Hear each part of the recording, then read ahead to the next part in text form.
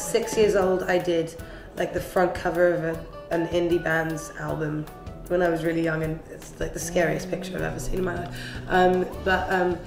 Then I did my first modelling shoot when I was, what, 12? And it was just because my mum was friends with kind of people in the fashion industry, and they needed someone with long dark hair for some hair commercial. Yeah, so I just did it because I got paid at 12 and it was amazing. And then when I was about 15, I'd done a few shoots when I was 14, and then when I was 15 my mum told me to get a Saturday job, and I'd been scouted by my agent now, Sarah Leon, in Camden Market. I was like, Mum, can I not just model? Do I have to get a Saturday job?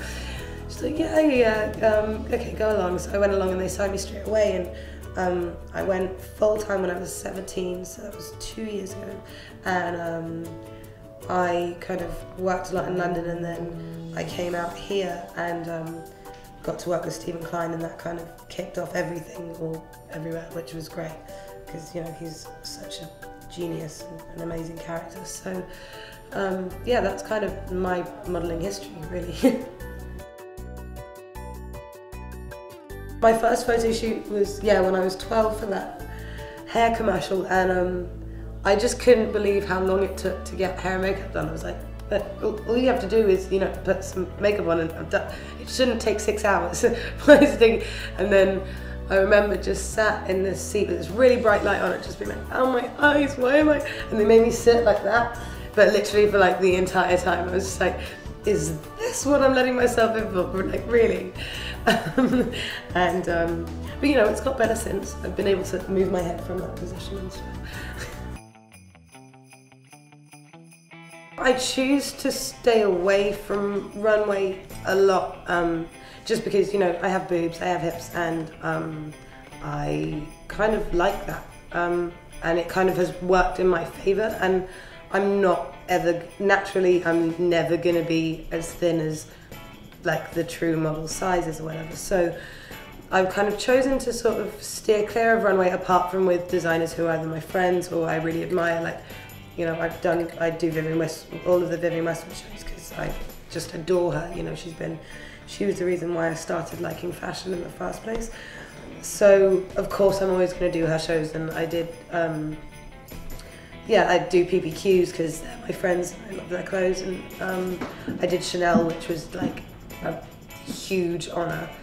But I usually, because I need to be kind of direct booked for them because of my size, then I do less runway than I guess I would if I were much thinner. The Chanel show came about because Carl chose to do his show in December, which is, I think it's a show that he does every year to honour all of the small creative houses that help him do all the accessories for Chanel. So it's like all the milliners and the button makers and the jewelers and all of that kind of stuff. And so yeah, he chose to do it in London, and they wanted the big London girls, so I got booked for it, which was like unbelievable. I've never been so excited in my life. I went to the fitting, and I've never been more afraid in my entire life. I was kind of like shaking like this. I could not. I didn't really speak to him. I didn't really have the courage to, but being able to just be in those clothes was just amazing. So I think that, he's obviously just such a genius, and he looks so goddamn cool as well. So yeah, it was great. And when I did the show, it was kind of my first big designer show, and if you look at the pictures on style.com, I'm literally like, when I was walking through, because I was just so afraid. And it was good though, it was good training, because the February after that I did my first Vivienne Westwood show, and as we were queuing up I was like, oh no, I can't do what I did in the Chanel show and just be so afraid. I've got to just be excited and enjoy it. And I actually, I've never enjoyed a show more than I did that one, so it was good training. The thing that's so amazing about Vivienne is, yeah, she has a passion for it. She gives fashion some meaning, and it's not just, oh, you look nice. It's like, I'm trying to prove a point, and I'm also making women look really beautiful. And I think another thing that's great is that she doesn't just fit to that kind of little boy figure, she fits to a woman's shape. So her stuff looks amazing whether you're, you know, a size 0 or a size 12. Like she will always, her clothes will always flow amazingly on a woman, on a woman's body. Yeah, she's, you know, she's just a genius. And the fact that, you know, her clothes are like pieces of art as well. It's not just fashion. She's just such an inspiration to me. I learn about new designers probably kind of through word of mouth and being able to be on great shoots with great stylists who show me different pieces. And, you know, like Giles has been around for a while now, but I'm like a huge Styles Deacon fan. And, you know, same with Christopher Kane, I think he's unbelievable. Alexander Wang, I'm like, you are holy. Who else do I do at the moment? A great shoe designer, a favourite of mine is Alejandro Ingelmo, and he, oh God, his shoes are so amazing. And I was actually lucky enough to, I discovered his shoes and kind of, I found out that I was like, oh, what PR company looks after him? Like, how can I get discount? Oh, please. And then I found out that actually a friend of mine looked after him, so I was like, oh, sorry, please, can I, like, anything, like, he's amazing. And I ended up going to him, and he gave me a couple of pairs of shoes, and we just got on so well. And yeah, I think he's such a talent. He's such a great talent.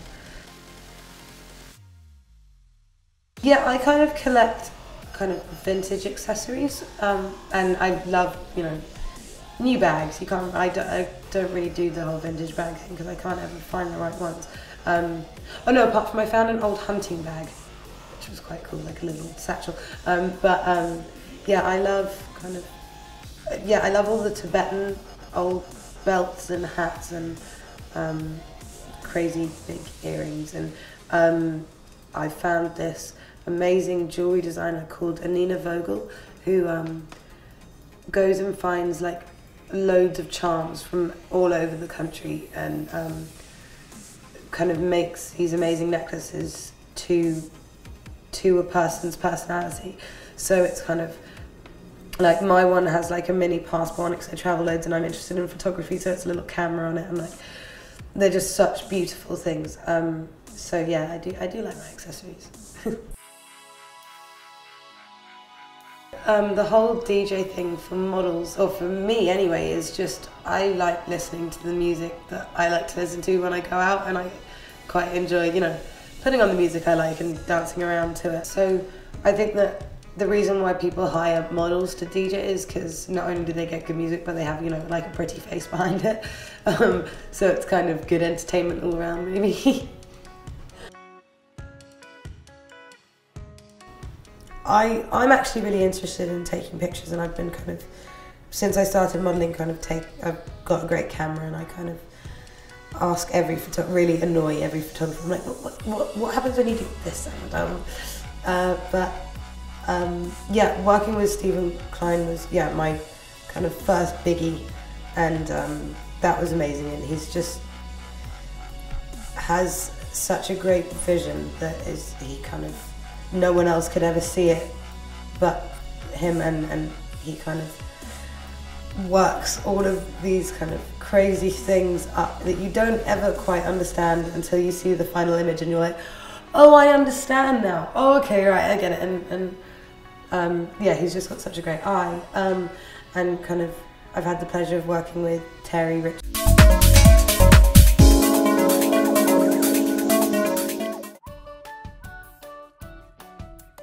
At 6 years old, I did like the front cover of an indie band's album when I was really young, and it's like the scariest picture I've ever seen in my life. Then I did my first modelling shoot when I was, what, 12? And it was just because my mum was friends with kind of people in the fashion industry, and they needed someone with long dark hair for some hair commercial. Yeah, so I just did it because, you know, I got paid at 12 and it was amazing. And then when I was about 15, I'd done a few shoots when I was 14, and then when I was 15 my mum told me to get a Saturday job, and I'd been scouted by my agent now, Sarah Leon in Camden Market. I was like, Mum, can I not just model? Do I have to get a Saturday job? She's So okay, go along. So I went along and they signed me straight away, and I went full time when I was 17, so that was 2 years ago, and I kind of worked a lot in London, and then I came out here and got to work with Stephen Klein and that kind of body, like all of them were fit to me, which was pretty cool. I was like, yeah, I'll have all of those, please. Yeah, I love looking, like borrowing through vintage clothes and as well as mixing it with new designer stuff. But I kind of pick characters to be rather than have styles. So I like being, I guess today I'm a bit of like a grungy Dolly, maybe, or like that's a usual look for me. But like sometimes be a pirate or be a ballerina or like, I don't know, what else can I do? Hippie and like just be like try and wear as many colours in one day as possible. I don't know, just silly stuff like that. I kind of always keep these Vivienne Westwood pirate boots on, like kind of all the time. Yeah, those are my favourite boots. And my mum dyed them black because they were. I don't think she does them in black. But, so yeah. As far as products go for makeup, my face is messed around with so much slap all the time. So I kind of try and wear as little makeup as possible when I'm not working because it just messes up my skin. So I really like this Bobbi Brown tinted glow stuff. It kind of comes in a pot and it's really, really light, but with a really light coverage, but it's got SPF in it. And it kind of gives you like a little bit of a glowy look. And then, apart from that, you know, if I get a pimple, then I've got this great Clé de la Peau concealer, which is just great if you're going out. And I use Dior Show mascara at night times when I'm going out and want to look nicer. And a great Chanel bronzer and blusher, which just kind of plump up cheeks when I go out. But I try to stay away from it just because, yeah, my skin's got enough stuff on it as is. My philosophy on life has always been I want to go where the wind takes me, and since I've let that be, I've gone to great places. So, I mean, obviously I can't model forever and I'm interested in seeing where I go with it, but I hope that I go in a creative direction and somewhere where I can use my brain. I write a bit as well, which is quite cool, and I kind of paint and draw, which I have fun with. But I just ideally want to, you know, earn enough money to have a lovely family with a great house in the countryside and kind of be a domestic mother at 40. So that's where I'm at somehow. Yeah, I'm like the one girl who I've been in love with since me and Will did the cover of ID with Terry Richardson. She did a spread in it, and that was kind of the first I'd ever seen of her, was Lara Stone. And I'd never seen anything, and she wasn't really that big then. That was kind of like one of her first big spreads in the UK anyway. And I kind of saw it and was like, oh my God, she's incredible. Oh my God, she's the most amazing thing I've ever seen. And yeah, and then I got to see her walk in the Giles show, and I was just like, oh, I'm so in love with her. She's so amazing. She's so amazing. And yeah, best hits ever.